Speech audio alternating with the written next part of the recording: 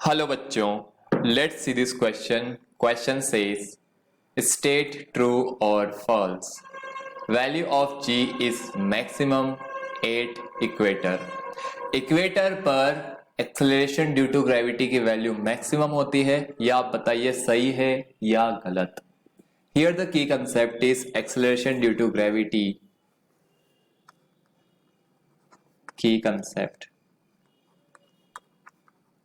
acceleration due to gravity की वजह से एक्सेलरेशन. अर्थ का शेप इस तरह से होता है,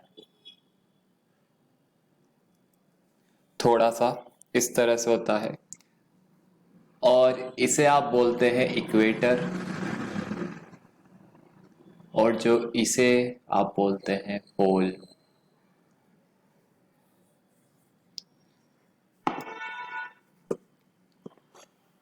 ये लेट से आरपी है पोल की सेंटर से डिस्टेंस, और ये है आर इक्वेटर. तो अगर आप यहां पर देखें तो आर इक्वेटर की वैल्यू ज्यादा है आर पोल से. इक्वेटर की रेडियस ज्यादा है पोल की रेडियस से, और ये है बीच में, this is centre of earth. As we know that acceleration due to gravity is gm by r square. So we can see that acceleration due to gravity is inversely proportional to square of distance from center of earth. तो किसके inversely proportional है? Square of distance from centre of earth. R क्या है? Distance from centre of earth, earth के centre से distance. अब अर्थ के centre से जो डिस्टेंस है वो इक्वेटर की ज्यादा है,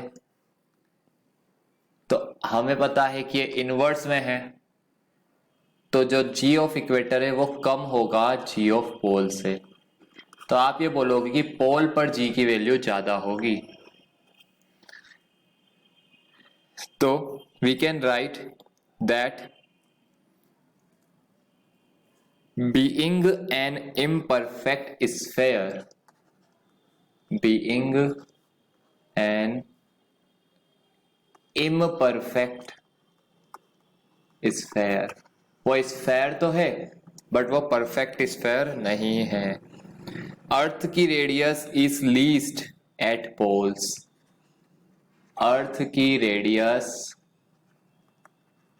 इज लीस्ट एट पोल्स.